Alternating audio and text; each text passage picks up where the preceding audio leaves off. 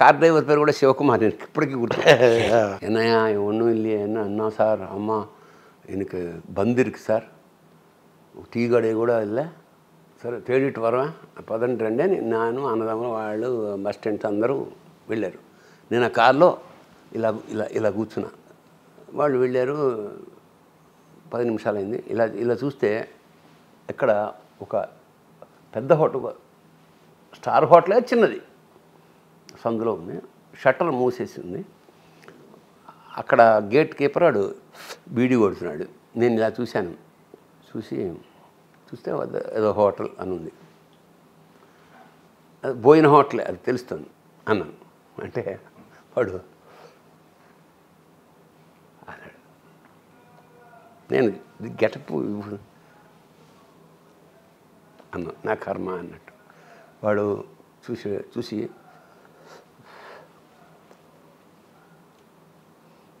లోపలికి వెళ్ళాడు. వచ్చి ఎంతమంది అన్నాడు. మళ్ళా వెళ్ళాడు లోపలికి. వెళ్ళి రాడు. ఈలోక వీళ్ళు వచ్చారు. ఏంటంటే సార్ ఉన్నదా సార్, కరకరలాడిపోతుంది, 1:30 అయిపోయింది, ఇంకా 2 అవుతుంది. ఇక్కడి నుంచి ఈ జనాన్ని తప్పించుకుని వేరే నెక్స్ట్ అరుణాచలం ఎక్కడికో వెళ్ళాలి మేము. వాడు వెళ్ళిన వాడు రాడు. ఒరే నేను మైమ్ లెక్చరర్ని. నేను దేవదాస్ కనుక అంచేత చాలా స్ట్రాంగ్గా కమ్యూనికేట్ చేయగలిగా ఇవన్నీ. వాడు అంతే స్ట్రాంగ్గా చేయగలిగాడు. అది వాడు లాస్ట్ది లేడు, వాడు మాయమైపోయాడు. చూస్తున్నాం. ఇలా వచ్చాడు. వచ్చి ఒక్కొక్కళ్ళు రండి అన్నాడు. అరే మెల్లిగా వెళ్ళండి రా అని మెల్లిగా టకా టకా నేను కూడా ఇలా నమస్తే లోపలికి తెలిపి షటర్ లాగే వెనక నుంచి కూర్చున్నాం. వాడు అన్నాడు, సార్ నమ్మకాక సమయాలు పండురా, మా కోసం వండుకుంటున్నాం, మరి మేము మా హోటల్ బాగానే మేము వర్కర్స్ తినాలి కదా, అందుకని ఒక రైసు సాంబారు ఏదో పచ్చడి గాఢం ఏది పెట్టినా ఓకే అని కూర్చున్నాం. మెట్లకి కూర్చున్నాను. 5 నిమిషాలు అయ్యేటప్పటికి ఈ స్పైరల్ మెట్లు అన్నమాట ఇలా తిరుగుతుంది. ఆవిడ కూనిరాగం తీసుకుంటూ ఇలా ఇలా వచ్చి నేను ఇలా చూసి ఇలా కూర్చుని, సార్ మీరేటి ఇక్కడ అన్నాడు. వాడు అవన్నీ చెఫ్. అదేనా ఇక్కడికి వచ్చాము వాళ్ళంతా ఇదిట్టు కదా, మీరేంటండి ఆ శ్రీకాకుళం బాబు, అయ్యో చెప్పారు కదా అంటే ఇట్లా అన్నం పెడతాయి. అన్నం ఏంటండి మీకు ఏం కావాలి చెప్పండి అన్న. ఏదో ఒకటి పెట్టబోయే అంటే ఉండండి, ఒక్క 10 నిమిషాల టైమే ఉన్నాక వాడు వెళ్ళిపోయి బ్రహ్మాండమైన వంకాయ కూర, సాంబారు, ఏదో బంగాళదుంప వేపుడు, ఏదో పచ్చడి. అదే మామూలు తీసుకునే 30 రూపాయలకే. అదే ఇప్పుడు దీన్ని ఏమంటాం అంచేత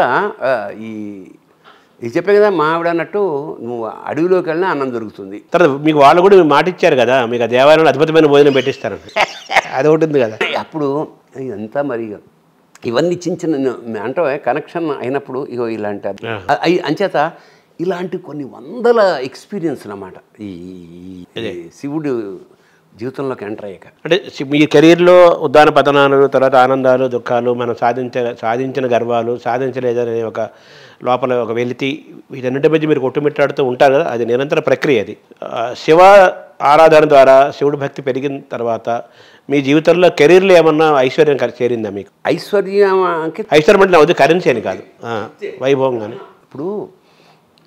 ఇప్పుడు ఆయాచితమైన ఇప్పుడు నేను I'm not a good student, అంటే అద్భుతమైన మేధా సంపత్తి కలిగి I was a failure student to be frank. ఎందుకంటే బీకామ్లో 3rd క్లాస్. నేను చాలా చిన్న ఉద్యోగాలే చేసుకుంటూ వచ్చాను. ముందు ఈ శంకరుడి వల్ల వచ్చిన ఇప్పుడు నాకు ఈ రామాయణ భారత భాగవతాలు చదువుతున్నప్పుడు నాకు తెలిసింది ఏమిటంటే, నువ్వు ఏ దేవుడిని అయితే ప్రార్థిస్తున్నావు వాడే సుఖపడలా. రాముడు వాడు పడిన కష్టాలు ఎవడు సీత అని పేరు పెట్టు కాకండి కష్టాలు వస్తాయి అని. ఎందుకంటే అంటే నువ్వు ఎవడైతే ఆధారిస్తున్నావో వాడు ఏం చెప్తున్నాడు నీకు, కష్టాలు సర్వసామాన్యం, కష్టాలు పడాలి. నేనే పడ్డాను కదా, పడితేనే నీకు ఆ సుఖం యొక్క మజా తెలుస్తుంది. ఎండలో ఉన్నవాడికే కదా ఏసీ అద్భుతంగా అనిపించేది, ఆకలికి నకనకలాడేవాడికి కదా ఆస్వాదన రుచి కలిగేది. ఇది నేర్పాడు. ఇది రాముడు అలాగా 14 ఏళ్ళ పోనీ కృష్ణుడు పుట్టడమే కృష్ణ జన్మస్థానం అంటారే జైలు. సో నీ దేవుళ్ళు ఎవ్వరు సుఖపడలా అంటే సుఖపడ్డం అనేది బోనస్రా బాబు. అసలు మనిషి జన్మలో ఎత్తడమే. నువ్వు పుట్టింది నీ కోసం కాదు, ఇంకోళ్ళ కోసం అనే కాన్సెప్ట్. నువ్వు ఇవాళ మనం ఉన్న పరిస్థితికి మనం వీఆర్ బ్లెస్డ్. మనం ఎక్కడ ఏం చదువుకున్నామని, ఏం పెద్ద గొప్పలు అంటుకుపోయే ఆర్ట్ ఉంది. నువ్వు ఎస్సీ రంగారావునా కాదే. ఇప్పుడు సాహితీ దేవులపల్లి కృష్ణశాస్త్రి ఏం లేదు. అయినా సొసైటీ నన్ను గౌరవించి నెత్తిన పెట్టుకుని కనకాభిషేకం చేసిందంటే అంచేత ఇంతకన్నా ఇంకా అపారమైన నాకు అపారమైన. ఇప్పుడు 60వ ఏట 50వ ఏట ఒక తమాషా చెప్తా. 50 ఏళ్ళు రేపు తెల్లారితే 51వ సంవత్సరం.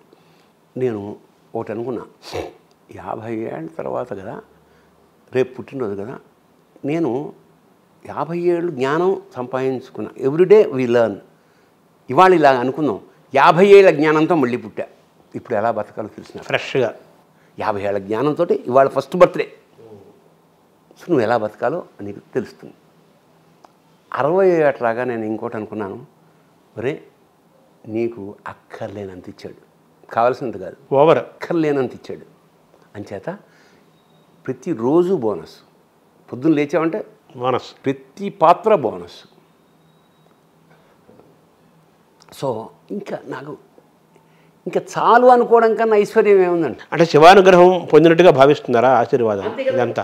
అదే శివానుగ్రహం అంటే శివానుగ్రహం పొందడం అంటే మెల్లిగా అన్నీ వదిలేయడం. అదే ఇప్పుడు వైరాగ్య భావన. చాలు, అన్ని దేశాలు తిరిగాం, అన్నీ తిన్నాం, ఎంతో తాగాం, ఈ సత్కారాలు చేసాం. పొందడం కాదు, చేయటం కూడా చేశాను. నేను కవికి కనకాభిషేకం అనేది నా జీవితంలో పెద్ద కళ. అది నేను 3కి చేయగలిగా. తర్వాత రకరకాల కారణాల వల్ల మానేసా. నా కవి అంటే, కవిత్వం అంటే అంత ఇష్టం. కవికి కనకాభిషేకం ఇప్పుడు దాదాపు 10 ఏళ్ల క్రితం 50,000 రూపాయల కిమ్మత్తైన బంగారు పుష్పాలతో కవికి అభిషేకం చేసి కాళ్ళకి దండం పెట్టి. ఏ కవికి చేశారు? నేను ఫస్ట్ వేగుంట మోహన్ ప్రసాద్, అవును, రెండోది ఇంద్రగంట శ్రీకాంత్ శర్మ గారు, మూడోది నగ్నముని. అంటే ఎవరినో ఈ ముగ్గురు డిఫరెంట్ ఫిలాసఫీస్ కదా. అసలు నాకు సంబంధం లేదు. నేను కనకాభిషేకం చెయ్యాలి, ఛత్రం పట్టాలి. శ్రీనాథుడి కనకాభిషేకమే నాకు స్ఫూర్తి అండి. ఒక కవికి కనకాభిషేకం అంటే శ్రీనాథుడి కనకాభిషేకం చేస్తున్నప్పుడు ముఖ్యంగా నాగయ్య గారి పోతన చూస్తున్నప్పుడు, ఆ కనకాభిషేకం జరిగినప్పుడు నాకు చాలా గౌరీనాథ్ శాస్త్రి గారు ఆ గాంభీర్యం నాకు అసలు కలిగిన భావం ఏమిటంటే జ్యోతి భారతి ఆర్భటిన్ మెరయుమీ చొజ్జంబుగా నేను కర్ణాటాదీశ్వరు ప్రౌఢదేవ నృపతిన్ నాసీరధాటి చము కోటి ఘోటక ఘట్టికా పురకుటి కుట్టాక సంఘట్టన స్కోటీధూతరదా జరాదజుళిగితాం బోటిన్ ప్రశంసించేదన్ అని కురుపస్తోత్ర జననాదోత్తమ దేవరాయ నృపతి చక్రేశ శ్రీవత్సలాంఛన సంకాశ మహాప్రభావ హరిదీక్షా దక్షిణాబోటికిన్ కురుపస్తోత్ర సముద్భవంబైన వాగ్దోషంబు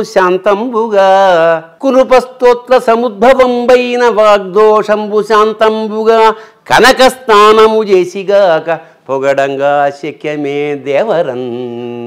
కనకస్నానం నేను ఎంతోమంది యాదవులను పొగిడాను. ఆ దోషని నాకు కనకస్నానం కావాలన్నాడు. మీకు జరిగిందండి ఇప్పుడు? కనకస్నానం చేసిన తర్వాత, కనకస్నానం అంటే ఏమిటంటే ఈ పడ్డ బంగారు పువ్వులు తను తీసుకోకూడదు, దాసి జనం తీసుకెళ్ళాలి. అది అసలు స్నానం. శ్రీనాథుడు అదే చేశాడు కదా.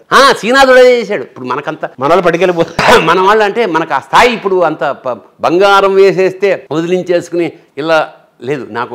నేను కవిని ఎరుగుదు అంటే పేరు చెప్పండి. శ్రీనాథుడిలోని వైభవంలోని వైరాగ్యం సార్ కనక స్థానం అన్నాడు. అంటే నేనంటే శ్రీనాథుడు వైభవానికి చిహ్నంగా చెప్తారు కదా, అంత వైభవాన్ని అనుభూతి. ఇది వైరాగ్యం, ఇది వైరాగ్యం అండం వైరాగ్యం కదా. వెళ్ళిపోయాడు కదా అక్కడ. ఎందుకంటే నాకు బాగా జ్ఞాపకం. కనకాభిషేకం ఎలా చేస్తారో నాకు తెలియదు. ఫస్ట్ తీసుకొచ్చి బంగారు పూలు వేసేసా.